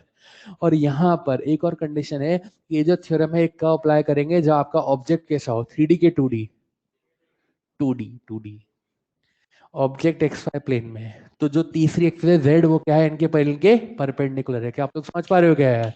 तो ये आपका अप्लाई करते हैं जब आपका ऑब्जेक्ट क्या है, 2D। तो अगर कोई दो एक्सिस जो कि आपस में परपेंडिकुलर हैं, उनके रिस्पेक्टिव मोमेंट ऑफ इनर्शिया आपको पता है, तो जो तीसरी एक्सिस वो इनके प्लेन के परपेंडिकुलर है, तो उनके लिए क्या लिखा जा सकता है कि आई जेड बराबर आई एक्स प्लस आई वाई। क्या आप लोग समझ पा रहे हैं क्या है? दूसरा आपके पास क्या है? दूसरा आपके पास है पैरेलल एक्सिस थ्योरम। नाम से समझ में आता है कब काम आएगी, जब दो एक्सिस के आपस में क्या हो, परपेंडिकुलर या पैरेलल। तो यार जब दो एक्सिस आपस में क्या हो, पैरेलल। जैसे मान लीजिए आपके पास एक ऑब्जेक्ट है, ठीक है, ये इसका सेंटर ऑफ मास, ये इसके सेंटर ऑफ मास से एक एक्सिस पास हो रही है जिसके रिस्पेक्ट में मोमेंट ऑफ इनर्शिया आई सी है। अब सेंटर ऑफ मास के पैरेलल कोई भी दूसरी एक्सिस हो, सेंटर ऑफ मास के पैरेलल कोई भी दूसरी एक्सिस हो, जैसे मान ले यहां पर ये एक्सिस है, चाहे बॉडी को टच करे चाहे बॉडी को टच ना करे, तो इट्स लाइक अगर इसके respective moment of inertia I1 है और इन दोनों की एज का सेपरेशन जो है वो D है, तो यहाँ पर I1 कैसे लिखा जाता है, ICM प्लस MD स्क्वायर। क्या आप लोग समझ पा रहे हैं क्या यार? कंडीशन क्या है कि दोनों एक्सेस क्या होनी चाहिए, आपस में पैरेलल होनी चाहिए, और दूसरा एक एक्सेस कहां से उन पास होनी चाहिए, सेंटर ऑफ मास से। तो क्या लिख सकते हैं, I1 बराबर ICM प्लस MD स्क्वायर। जरूरी नहीं है हम यहाँ से I1 निकालें, कभी कभी क्या होता है कोई मतलब कोई टिपिकल सा शेप आ जाता है जिसमें I1 आपको पता होता है, तो अगर आपको ICM निकालना हो तो कितना होगा, I1 माइनस MD स्क्वायर। क्या आप लोग समझ पा रहे हैं क्या है? ठीक है, ऐसे भी कर सकते हैं। ठीक है, तो पहले क्या है, पहले तो परपेंडिकुलर एक्सिस थ्योरम है, नाम से समझ में आता है एक्सिस क्या होनी चाहिए आपस में, परपेंडिकुलर। दूसरा क्या है, पैरेलल एक्सिस थ्योरम है, तो यहाँ पर नाम से समझ में आता है एक्सिस क्या होती है आपस में, पैरेलल। क्या आप लोग समझ पा रहे हैं क्या यार? तो लाइक इनकी हेल्प से अपन जो है वो different different moment of inertia को कैलकुलेट करेंगे। ठीक है, अब ध्यान से सुनिएगा, जो सबसे पहला हमारे पास है, पहला हमारे पास क्या है, जैसे मैं बात करता हूँ क्या, रिंग। रिंग हमने बोला एक रिंग है जिसका मास है m, जिसकी रेडियस है r। सबसे पहले एक ऐसी एक्सिस जो यहाँ पर क्या हो, वो इसके प्लेन के परपेंडिकुलर हो और सेंटर ऑफ मास से पास हो रही हो, तो इसके रिस्पेक्ट में मोमेंट ऑफ इनर्शिया लिखते हैं। ये लिखा मैंने I1। तो इस I1 के लिए आप लोग जानते हैं कितनी होती है, mr²। ठीक है, अब देखना भाई, एक ये मुझे याद हो गया ना, अब बाकी सारे मैं निकाल सकता हूँ कैसे। ये वाली एक्सिस देख, ये क्या है, ये सरकमफ्रेंस से पास हो रही है और प्लेन के क्या है, परपेंडिकुलर। ध्यान से देखना, मुझे इसके रिस्पेक्ट में मोमेंट ऑफ इनर्शिया निकालना है। कैसे निकालूं, देख भैया, ये सेंटर ऑफ मास से गुजरने वाली एक्सिस जो कि प्लेन के परपेंडिकुलर है, और ये सरकमफ्रेंस से गुजरने वाली एक्सिस जो कि प्लेन के परपेंडिकुलर है, क्या दोनों आपस में पैरेलल दिखाई दे रही है क्या यार? ओके, इधर देखो, इधर देखो आप लोग, ये दोनों के आपस में पैरेलल दिखाई दे रही है क्या यार? अरे हाँ तो बोलो यार, पेन बाद में उठा लेंगे तो कोई दिक्कत नहीं है। ठीक है, ये दोनों आपस में क्या है, पैरेलल। मुझे I2 निकालना है, I2। तो I2 क्या होगा, I1 प्लस mr²। क्या आप लोग समझ पा रहे हैं क्या यार? आना तो बोल रहे यार। तो I2 क्या लिखेगा, I1 कितना है, mr² plus m into distance का स्क्वायर, डिस्टेंस भी r दिखाई दे रही है क्या यार? तो mr² प्लस mr² बोले तो 2mr²। ठीक है, कितना हो जाएगा तेरे पास, 2mr², 2mr²। ठीक है, ऐसे लिख सकता है। अब मान ले यही तेरे पास रिंग है, ठीक है, हमने बोला यही हमारे पास रिंग है। ठीक है, एक ऐसी एक्सिस जो कि सेंटर ऑफ मास से पास हो रही है और प्लेन में है। ठीक है, मुझे यहाँ के रेस्पेक्ट में मोमेंट ऑफ इनर्शिया निकालना है, तो ये कैसे निकालूं भाई, ध्यान से सुनना। जैसे मैंने बोला ये x है और ये हमारे पास क्या है, y है। तुझे Ix या Iy निकालना है। देख x और y के रेस्पेक्ट में जो डिस्ट्रीब्यूशन होगा वो कैसा है, सिमेट्रिक या असिमेट्रिक? जैसा डिस्ट्रीब्यूशन y के रेस्पेक्ट में है क्या, वैसा ही डिस्ट्रीब्यूशन x के रेस्पेक्ट में है क्या यार? उसी टाइप का है ना, देखो आधा आधा बटा हुआ है। क्या आप लोग समझ पा रहे हो क्या यार? तो मैं बोल सकता हूँ कि जो Ix होगा वो Iy क्या होगा, बराबर होगा। क्या आप लोग समझ पा रहे हो क्या यार? अब देख, इन दोनों के प्लेन के परपेंडिकुलर, यानी ये एक्सिस, क्या ये इसके प्लेन के परपेंडिकुलर दिखाई दे रही है क्या यार? और कहां से पास हो रही है, सेंटर ऑफ मास से। क्या तू ये मोमेंट ऑफ इनर्शिया ऑलरेडी निकाल चुका है क्या यार? अरे हाँ ना तो बोल दे यार। अब कौन सी एक्सिस का फील आता है, पैरेलल या परपेंडिकुलर? कौन सी थ्योरम का फील आता है, पैरेलल या परपेंडिकुलर? क्या तुझे आई जेड पता है क्या यार? तो आई जेड बराबर what, I X plus I Y. तो हमने लिखा आई जेड बराबर what, I X plus I Y. क्या आई एक्स और आई वाई दोनों बराबर है क्या यार? तो हमने लिखा यहाँ पर 2ix बराबर वॉट, आई जेड। और आई जेड कितना है, mr²। क्या ऊपर लिख चुके हैं क्या यार? तो आई एक्स कितना हो जाएगा, mr²/2। अब देख, जिसे मान ले ये तेरे पास आ गया mr²/2, ये भी mr²/2, ये भी mr²/2। अब मुझे ये वाली एक्सेस चाहिए। अब देख, इसके रेस्पेक्ट में निकालना है, इसको मान ले I1 I2 I3 मान ले, इसके रेस्पेक्ट में निकालना है। तो देख, ये वाली एक्सेस ये इसके पैरेलल है। कौन से थ्योरम का फील आता है, परपेंडिकुलर या पैरेलल? क्यों सर थ्योरम क्यों लगानी है? क्योंकि पता तो एक यही है, पता तो वही है जो कि प्लेन के परपेंडिकुलर और सेंटर ऑफ मास से पास हो रहा है। क्या आप लोग समझ पा रहे हैं क्या यार? उसके अलावा कोई भी एक्सेस आ जाए थ्योरम लगानी पड़ेगी। तो ध्यान से देख, ये वाली एक्सेस क्या इसके पैरेलल दिखाई दे रही है क्या यार? क्या पैरेलल एक्सेस थ्योरम लगा सकते हैं क्या यार? तो आई थ्री कितना हो जाएगा? It's like I C M plus M R square. I C M कितना है, एम आर स्क्वायर या M R square by two? ये M R square by two plus M R square, तो क्या three by two M R square ऐसा हो जाएगा क्या यार? यार हाँ ना तो बोल दे यार। तो लाइक इस तरीके से हम चीजों को डील कर सकते हैं, ठीक है। अच्छा ये तो था रिंग, अब डिस्क भी हो सकता है, ठीक है, डिस्क। अब जैसे डिस्क में ये वाली एक्सेस जो कि सेंटर ऑफ मास से पास हो रही है, पहला आपको याद करना पड़ता है, ठीक है। हालांकि इसको भी प्रूव कर सकते हैं, लाइक पर प्रूफ काम का नहीं है। तो हमने बोला पहला ये जो आई वन है, जो सेंटर ऑफ मास से पास हो रही है और जो प्लेन के परपेंडिकुलर है, इसके मोमेंट ऑफ इनर्शिया होता है M R square by two, ठीक है। अब जैसे देख, ये मुझे याद हो गया। अब ये वाली एक्सेस है, ये वाली एक्सेस इसके साथ क्या है, परपेंडिकुलर या पैरेलल? कौन से थ्योरम लगाने चाहिए, पैरेलल एक्सेस थ्योरम या परपेंडिकुलर एक्सेस? ये M R square by two plus M R square, क्या three by two M R square ऐसा हो जाएगा क्या यार? ये three by two M R square. अच्छा अब मान ले ये क्या है, ये प्लेन के परपेंडिकुलर है या पैरेलल है? मतलब सॉरी, ये प्लेन के परपेंडिकुलर है या इन द प्लेन है? क्या आप लोग समझ पा रहे हो क्या यार? अब यहाँ पे देख, दोनों के रेस्पेक्ट में जो मोमेंट ऑफ इनर्शिया होगा वो क्या होगा, अलग अलग होगा या सेम? क्योंकि डिस्ट्रीब्यूशन क्या सिमेट्रिक दिखाई दे रहा है क्या यार? अच्छा अब मुझे चाहिए आई एक्स या आई वाई, इन दोनों में से एक चाहिए, तो कैसे निकालूं? क्या मैं ये वाली एक्सेस ऑलरेडी निकाल चुका हूँ क्या यार? अरे आना तो बोल। तुझे आई जेड पता है और आई एक्स और आई वाई में से एक निकालना है। तो बताइए भैया कौन सा फील आता है, परपेंडिकुलर या पैरेलल? तो आई जेड बराबर क्या हो जाएगा, आई एक्स प्लस आई वाई, ये दोनों बराबर है। दैट इज व्हाट, यहाँ से आई एक्स कितना हो जाएगा, M R square by four. बोलो ना यार, ये M R square by two था ना मेरे भाई, तो बराबर टू आई एक्स, तो आई एक्स कितना हो जाएगा, M R square by four. क्या आप लोग समझ पा रहे हो क्या यार? और देख अगर मान ले यहीं पर जो तुझे है वो ये वाली एक्सेस निकालनी हो, तो देख अब ये वाली एक्सेस इसकी क्या दिखाई दे रही है, परपेंडिकुलर या पैरेलल? कौन सा फील आता है? क्या आप लोग समझ पा रहे हो क्या यार? तो M R square by four plus M R square बोले तो five by four M R square. क्या आप लोग समझ पा रहे हैं क्या यार? सो ये छोटे छोटे सवाल होते हैं, आप डील कर सकते हैं। अब लाइक यहाँ पर हम एक रिंग एक डिस्क लेके चल रहे हैं, कल को तीन चार रिंग लगा देगा, तीन चार डिस्क लगा देगा, तो क्या करना है, वही थ्योरम अप्लाई करने की। आप लोग समझ पा रहे हैं क्या यार? सवाल लिखेंगे एक, हमको बोला है लिखिएगा सवाल, to rings to rings of radius two rings of radius r and nr, two rings of radius r and nr are made of same material.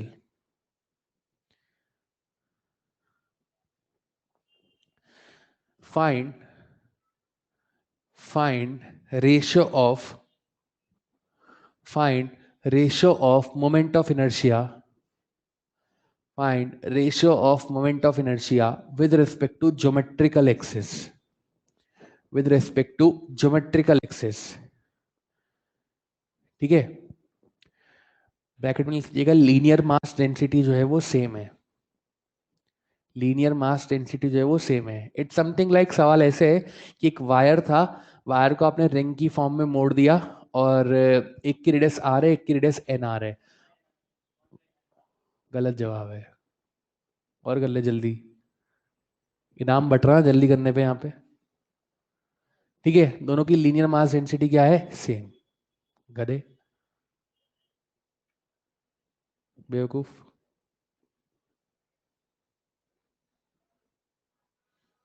तेरा पड़ोसी बोल रहा है सर इसके तो और भी नाम है सर, ये क्या छोटे छोटे नामों से बुला रहे हो? चलो, दोनों की लीनियर मास डेंसिटी क्या है, सेम।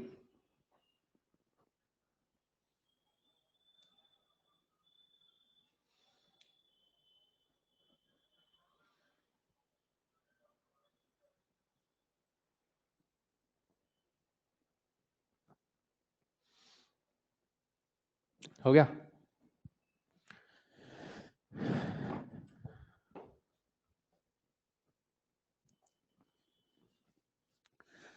देखो भाई, जो मोमेंट ऑफ इनर्शिया होता है ना, मोमेंट ऑफ इनर्शिया, सब इंटेलिजेंट लोग इधर देखेंगे। मोमेंट ऑफ इनर्शिया क्या होता है? आई बराबर एम आर स्क्वायर। ठीक है, रिंग की बात कर रहे हैं तो आई बराबर एम आर स्क्वायर। ठीक है, अब ध्यान से देख कि यहां पर मुझे एम नहीं दिया हुआ। ठीक है, मुझे रेडियस तो बताइए, एक की आर है और एक की एन आर है। मुझे एम के बारे में डेटा चाहिए, एम का पता कैसे लगाऊं? तो देख भैया, यहाँ पर linear mass density, linear mass density क्या होता है तू जानता है क्या? क्या होता है? मास पर यूनिट लेंथ। ठीक है, तुमने इसको लिख दिया लेमडा। लेमडा बराबर क्या है? एम बाय एल, जो कि क्या है? कांस्टेंट। समझ पा रहा है क्या यार? ओके, मैंने बोला एक वायर था, वायर को आपने रिंग की फॉर्म में जोड़ दिया, रिंग की फॉर्म में घुमा दिया, तो यहाँ पर जो एल है क्या वो पाई 2 पाई आर एस एस के बराबर हो जाएगा क्या यार? 2 और पाई तो क्या है? कांस्टेंट। तो क्या हो गया? L directly proportional to R. यहां से देख लेमडा कांस्टेंट है, तो क्या मैं M directly proportional to L ऐसा लिख सकता हूँ क्या यार? हाँ ना, तो बोल दे यार। एम एल के प्रोपोर्शनल है और एल आर के प्रोपोर्शनल है। इसका मतलब क्या एम जो है क्या वो आर के प्रोपोर्शनल हो जाएगा क्या? यहां से क्या हो गया? I directly proportional to R square तो था ही सही, पर एम भी था, तो क्या एम आर के प्रोपोर्शनल हो गया, यानी आई क्या हो जाएगा? Directly proportional to R R square या आर क्यूब। क्या आप लोग समझ पा रहे हो क्या यार? तो अब देख, मैंने लिखा I one by I two बराबर R one cube by R two cube, एक की रेडियस आर और एक की रेडियस एन आर।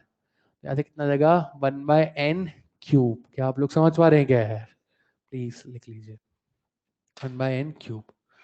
आइए एक और करते हैं, कोई जल्दीबाजी नहीं, आराम से करेंगे। कैसे निकालेगा बेटा M1 M2? मतलब अलग अलग करके, हाँ कर ले, कोई दिक्कत नहीं है। ठीक है, आइए अगला लिखते हैं। In previous question, if thickness of given wire is same, if thickness of given wire is same, then find ratio of moment of inertia। अगर थिकनेस सेम हो तो आपको जो है मोमेंट ऑफ इनर्शिया का रेशियो बताना है।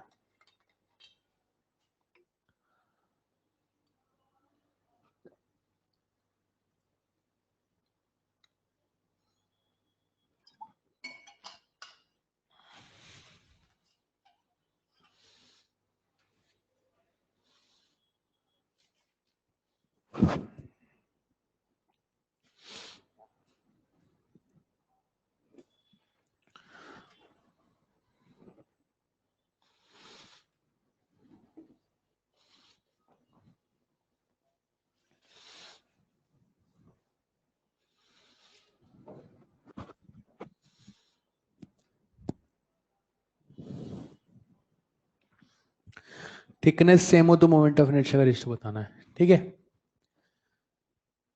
कितना? बोल बोल।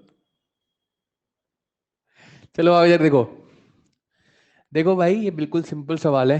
जैसे हम जानते हैं आई बराबर कितना होता है? M R square. अब थिकनेस सेम दी हो तो थिकनेस लाओ ना उसमें। कैसे? देख, प्रॉब्लम मास का ही है, रेडियस तो उसने बताई है, एक की आर और एक की एन आर। बेसिकली उसने क्वेश्चन में मुझे सिर्फ रेडियस इंट्रोड्यूस करके दिया है, तो मेरा जो टास्क है वो ऐसा है कि या तो मुझे आर की फॉर्म में आंसर देना है या एन की फॉर्म में आंसर देना है। क्या आप लोग समझ पा रहे हैं क्या यार? मेरे आंसर में सिर्फ एन या आर यही आना चाहिए और कुछ नहीं आना चाहिए, क्योंकि और कुछ उसने क्वेश्चन में दिया भी नहीं है। तो क्या करें? देखो भैया ध्यान से सुनना कि यार मैं जानता हूं मास, पिछली बार भी मास की दिक्कत थी जो मास हटाया था, इस बार भी मास की दिक्कत है तो मास को हटाएंगे। मास को कैसे हटाएंगे? मास हम जानते हैं क्या होता है? Density into volume. उससे बोला है जो दोनों वायर है वो सेम मटेरियल के बने हैं, बोला ना पिछले क्वेश्चन में दोनों वायर सेम मटेरियल के बने हैं, मतलब डेंसिटी क्या है? सेम। अब तू वॉल्यूम को क्या लिखेगा? Area into thickness into R square. Thickness भी क्या है? सेम। थिकनेस ला ना भैया, जो चीज कांस्टेंट दी है वो पहले फॉर्मूला में लेकर के तो आओ। अब एरिया क्या लिखेगा? एरिया लिखेगा पाई आर स्क्वायर। तो R square into R square क्या हो जाएगा तेरे पास? I directly proportional to R की पावर 4। क्या आप लोग समझ पा रहे हैं क्या यार? हाँ ना, तो बोल रहे यार। तेरे पास क्या हो जाएगा? I one by I two बराबर एक की रेडियस आर एक की रेडियस एन आर। चला जाएगा, तेरे पास कितना आएगा? 1/n⁴। क्या आप लोग समझ पा रहे हैं क्या यार? किसी का आंसर आया था? ओके, आइए अगला लिखते हैं, अगला लिखते हैं please.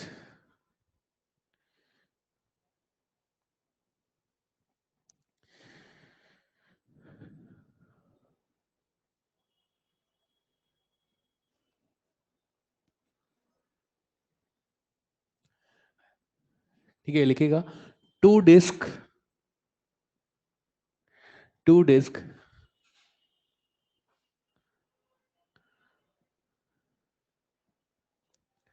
of same mass, two discs of same mass, same thickness, same mass, same thickness, having density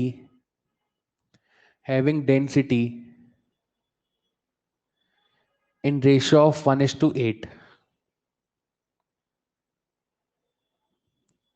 In ratio of 1:8. Find out ratio of moment of inertia.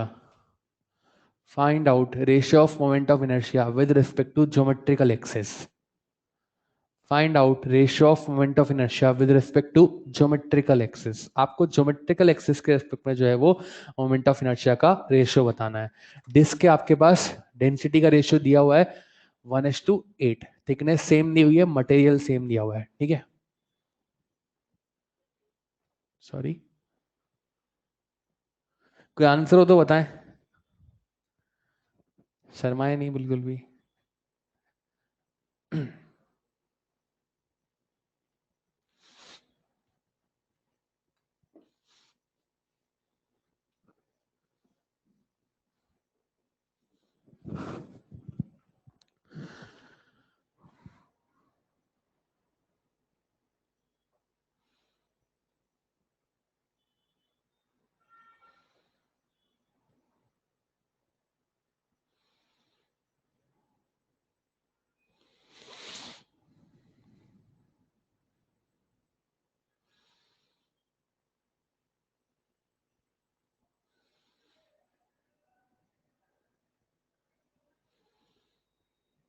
कितना बोलना भाई, घबरा क्यों रहा है ऐसे.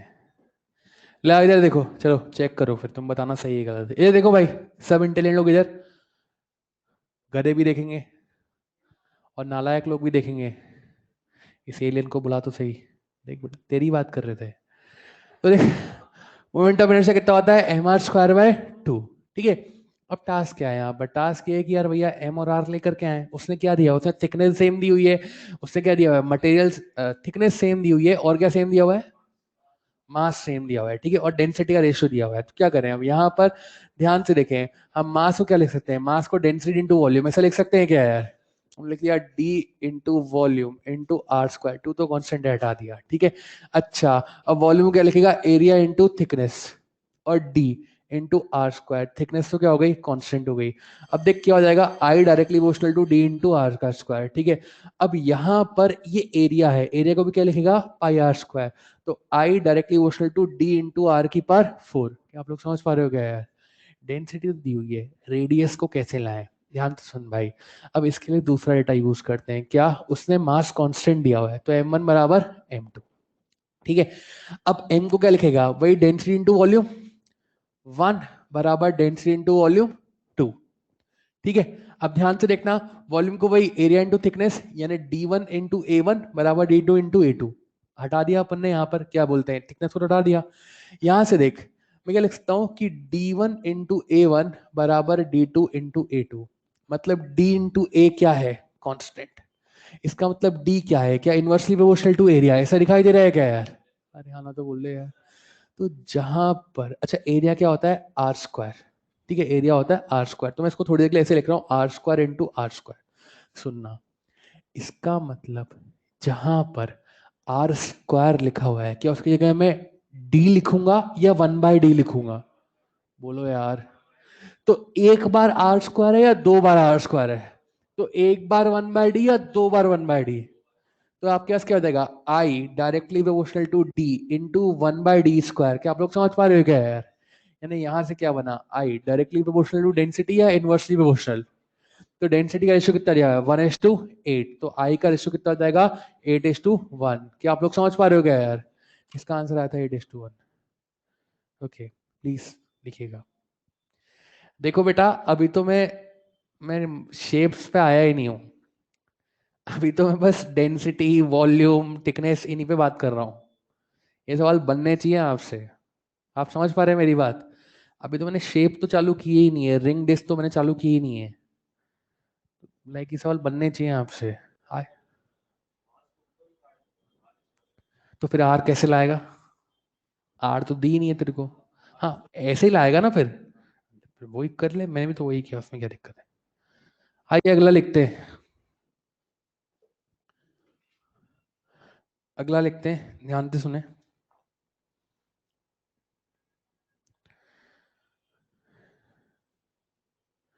चलो लो एक सिंपल सवाल, ठीक है वो तुम कर लोगे। A wire of length small L, a wire of length small l and linear mass density small m, a wire of length small l and linear mass density small m is folded in the form of a ring, is folded in the form of a ring and is rotated with respect to geometrical axis. Find moment of inertia. Find moment of inertia.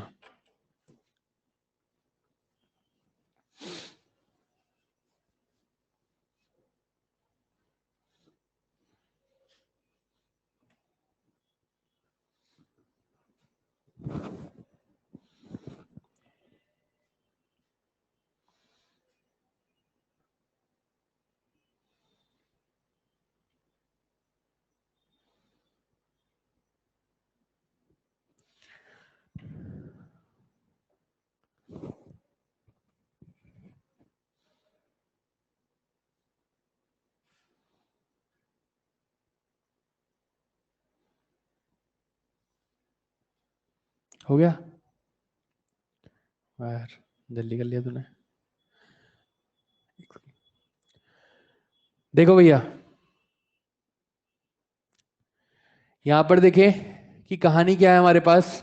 हम बोल रहे हैं किसकी बात कर रहे हैं, ring की या डिस्क की? बोलो यार। रिंग का मोमेंट ऑफ इनर्शिया कितना होता है, एम आर स्क्वायर, ठीक है। अब टास्क क्या है कि यार हमारे पास यहाँ पर एम नहीं है, उसने क्या बोला है, linear mass density. Linear mass density क्या होता है, ध्यान से सुनना भैया। लीनियर मास डेंसिटी क्या होता है, एम बाय एल बराबर उसने क्या दिया है, स्मॉल एम। तो यहाँ से कैपिटल एम कितना हो जाएगा, स्मॉल एम इंटू एल। क्या आप लोग समझ पा रहे हैं क्या यार? तो ये तो टास्क हो गया स्मॉल एम इंटू एल, ये तो अपन ने लिख दिया। अब चाहिए आर, आर कैसे निकाले? तो उसने बोला भैया आपके पास वायर था जिसका लेंथ था एल, आपने उसको जो है वो रिंग बना दिया, तो जो एल है किसके बराबर हो जाएगा, 2 पाई आर के बराबर। क्या आप लोग समझ पा रहे हैं क्या यार? तो यहाँ से आर की वैल्यू कितनी जाएगी, एल अपॉन 2 पाई। इसका स्क्वायर करते हैं, एल अपॉन 2 पाई का स्क्वायर, तो वापस कितना हो जाएगा, M L cube upon 4 pi square. क्या आप लोग समझ पा रहे हैं क्या यार? लाइक इस तरीके से आप सवाल कर सकते हैं। हाँ भैया तेरा आंसर आ गया था, मान लिया। कितने लोगों का आंसर आ गया था? खुश? चलिए, तो लाइक इस तरीके से आप इस सवाल को डील कर सकते हैं। बाकी हम लोग नेक्स्ट लेक्चर पे चलाएंगे आगे, ठीक है। चलिए नेक्स्ट लेक्चर थोड़ा सा सेंटर ऑफ मास देख करके आइएगा प्लीज, ठीक है। सेंटर ऑफ मास पढ़ा था तो देख करके आइएगा, मॉड्यूल उठा लेना बेटा जिसका भी था, ठीक। Thank you.